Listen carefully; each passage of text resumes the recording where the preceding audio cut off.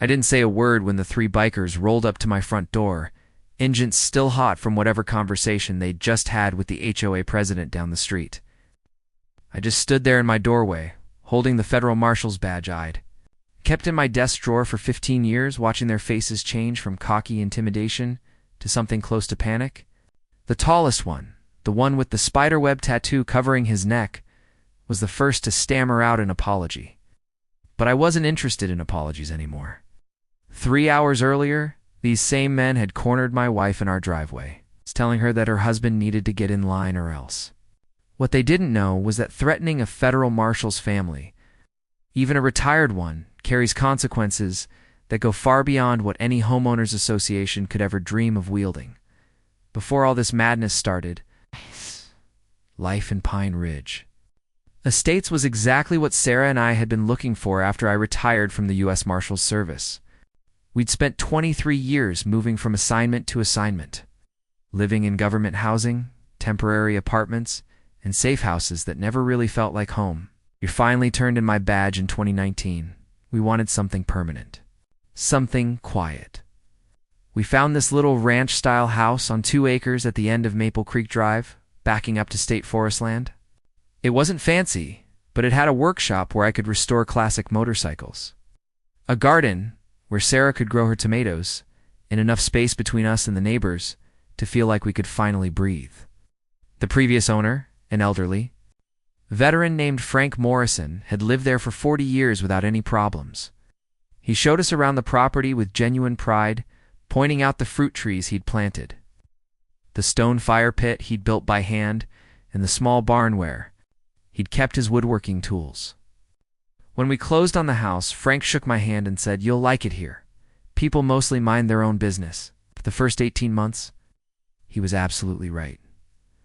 I should have known something was wrong when the HOA letters started showing up in our mailbox every other week. The first one was almost polite, explaining that Pine Ridge Estates had recently updated its community standards and that all residents needed to bring their properties into compliance with the new guidelines.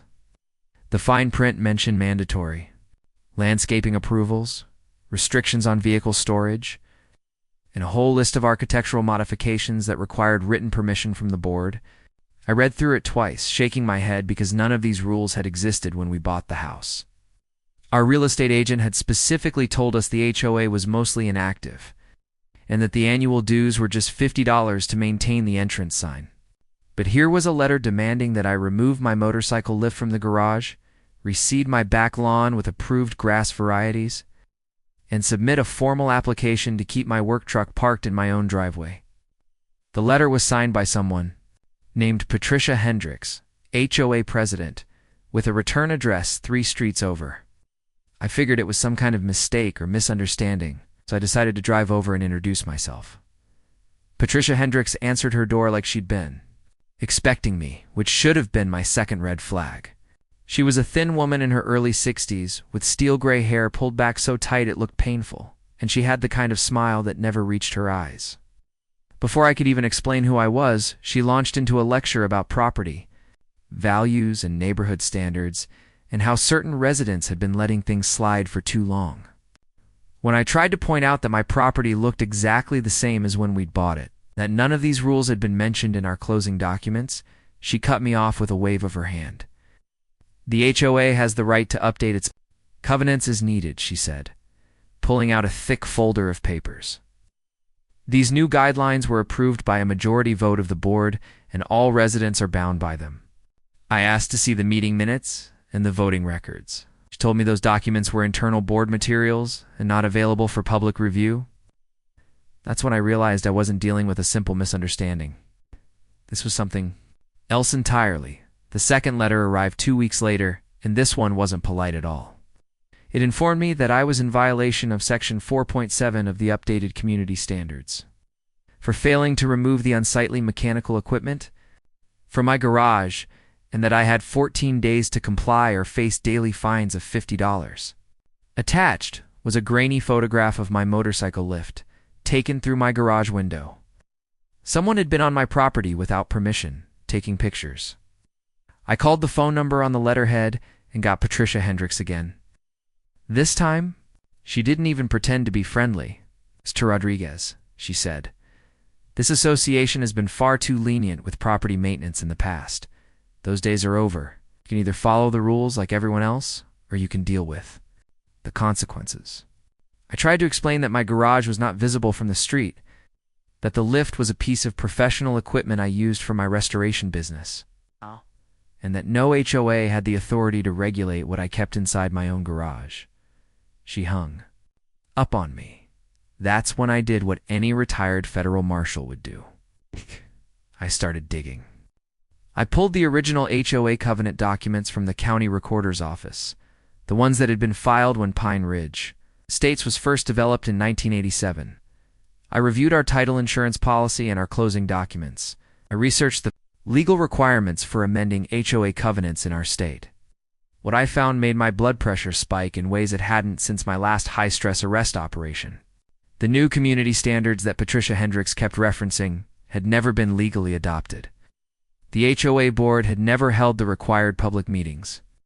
They had never sent proper notification to all residents. They had never filed the amendments with the county. In fact, according to the state's corporate registration database, the Pine Ridge Estates HOA had been administratively dissolved for non-filing of annual reports 3 years earlier. Patricia Hendricks and her board were trying to enforce rules that didn't exist, issued by an organization that had no legal standing. But they were doing it with enough official-looking paperwork and legal-sounding threats that most residents just went along with it. The third letter was when things got personal.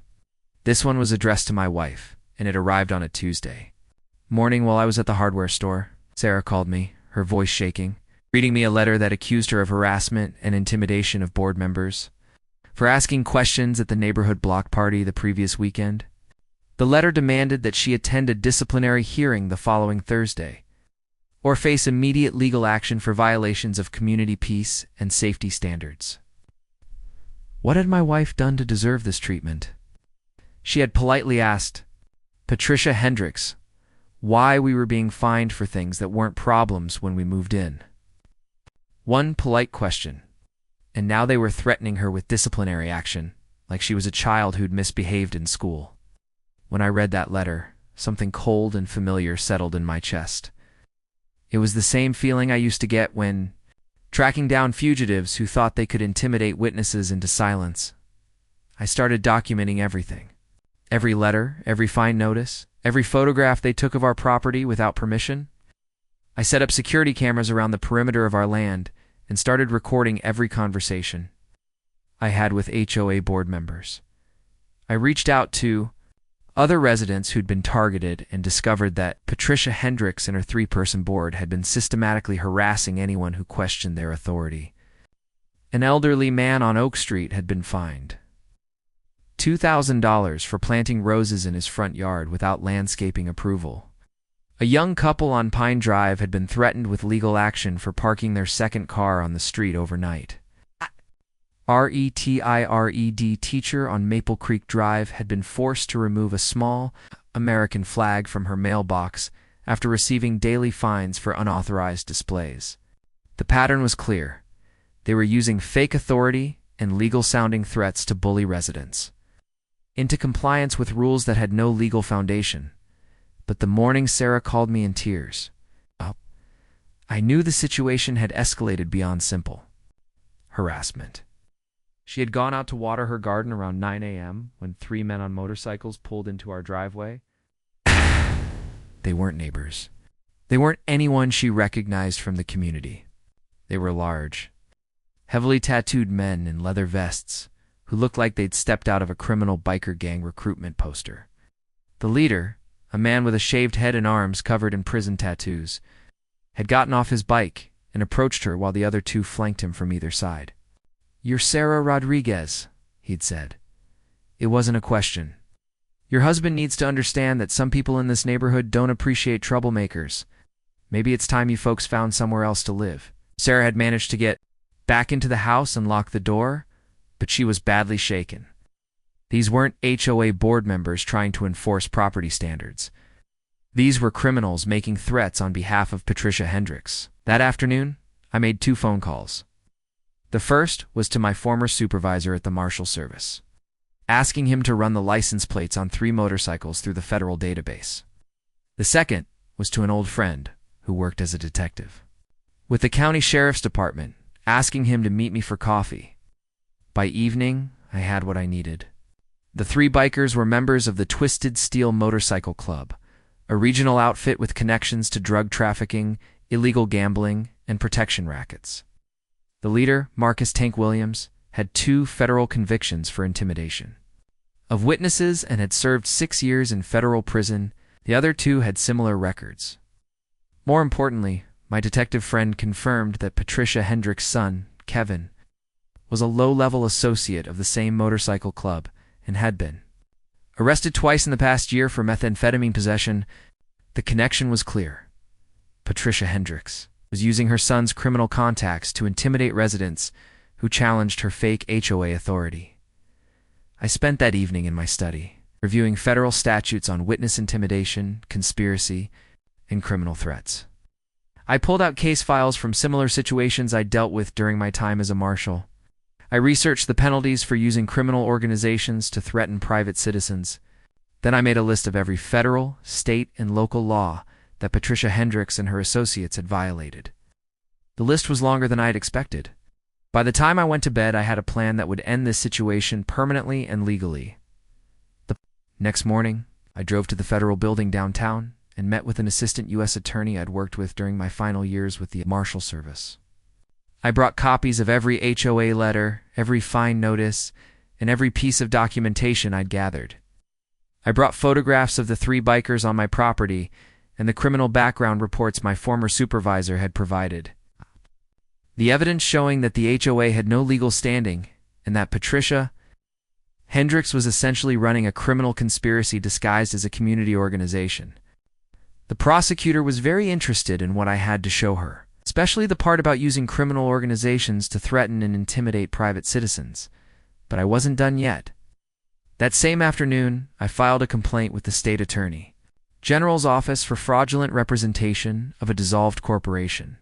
I filed a complaint with the county district attorney for criminal conspiracy and witness intimidation. I filed a complaint with the state real estate commission for unlawful property management activities. Then I drove to the offices of the largest law firm in the county and retained them to file a federal civil rights lawsuit against Patricia Hendricks personally, seeking damages for harassment, intimidation, and violation of our civil rights under color of fake authority. By the end of the day, Patricia Hendricks was about to face legal challenges from 4 different directions. She had no idea what was coming. That evening, around 6 p.m., my security cameras picked up 3 motorcycles turning into my driveway. I watched on my monitor as the same 3 bikers who had threatened my wife dismounted and walked toward my front door. But this time, I was ready for them. I slipped my retired marshal's badge into my shirt pocket, picked up the phone, and dialed the direct number for the county sheriff's dispatch. "This is retired U.S. Marshal David Rodriguez," I said. "I have 3 known felons with federal records on my property, apparently to make additional criminal threats. I'm going to engage them in conversation while you send units to my location." Then I walked to the front door and opened it before they could knock. Tank Williams started his intimidation routine the moment he saw me. "You're Rodriguez," he said, stepping closer to the door. "You need to understand that your wife upset some people today. Important people. Maybe it's time you learned how things work around here." Let him finish his speech. Then I smiled and pulled out my badge. "Marcus Williams," I said, using his real name and watching his eyes widen in recognition. "House. 6 years federal time. For witness intimidation, currently on supervised probation. And you're here making criminal threats on behalf of Patricia Hendricks and her fake HOA." I could hear sirens in the distance, getting closer. "Here's how things actually work around here, Tank. In about 60 seconds. You're going to be arrested for violating your federal probation. Your 2 friends are going to be arrested for conspiracy and criminal threats. And Patricia Hendricks is going to discover that threatening a federal marshal's family was the biggest mistake of her life." The sirens were louder now, and Tank was backing away from the door, his tough guy demeanor completely gone. "Look, man," he stammered, "this is just a misunderstanding. We were just supposed to have a conversation.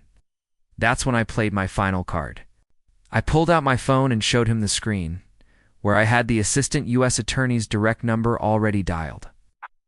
Would you like to explain this misunderstanding to the federal prosecutor who's building a RICO case against you and your friends?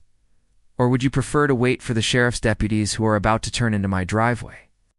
All three bikers were moving toward their motorcycles now, but they weren't moving fast enough. Two sheriff's patrol cars blocked the end of my driveway just as Tank reached his bike. The arrests were quick and professional. Tank Williams was back in federal custody within an hour, his probation revoked for associating with known criminals and making threatening statements. His two associates were charged with conspiracy and criminal intimidation. More importantly, all three of them started talking the moment they realized they were facing serious federal time.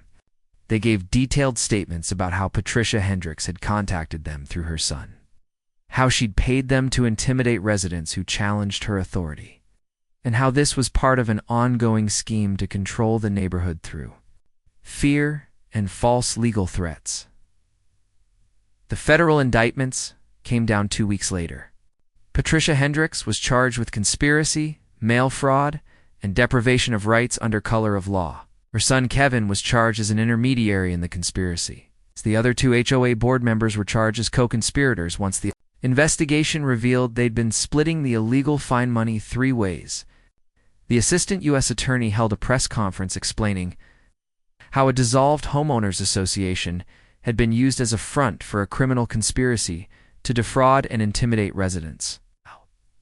The local newspaper ran a front-page story with the headline, "Fake HOA Leaders Face Federal Charges." But the most satisfying moment came 3 days after the arrests. When I was working in my garage with the door open, using the motorcycle lift that had started this whole mess, Patricia Hendricks drove slowly past my house, and for just a moment, our eyes met. She looked smaller somehow, diminished, like someone who'd finally realized that the authority she'd been wielding was nothing more than smoke and mirrors. I didn't wave. I didn't gesture. I just went back to work on my vintage Harley, secure in the knowledge that justice had been served through proper legal channels. The civil lawsuit was settled out of court for an amount that more than covered our legal expenses and compensated us for months of harassment and intimidation. The HOA was officially dissolved by court order, and the neighborhood returned to the peaceful, low-maintenance community it had been when we first moved in. Most of the residents who'd been intimidated into compliance with fake rules simply ignored the bogus fine notices. And without the threat of criminal enforcement, Patricia Hendricks' little empire crumbled overnight. 6 months later, Sarah and I were having coffee on our back deck, watching the sunrise over the state forest. When she asked me if I missed the excitement of Marshal work, I thought about it for a moment, then looked around at our quiet property, where I could work on motorcycles in peace, where she could tend her garden without fear, where nobody bothered us about fake rules or threatened us with criminal associates. Not really, I told her. But it's nice to know that when the job calls for it, I still remember how to do it right. These days, when neighbors drive past our house, they wave politely and mind their own business, just like Frank Morrison said they would. Every morning when I raise that little American flag by our mailbox, the one that's not violating any real rules, I'm reminded that sometimes the best defense against bullies is simply knowing the law better than they do.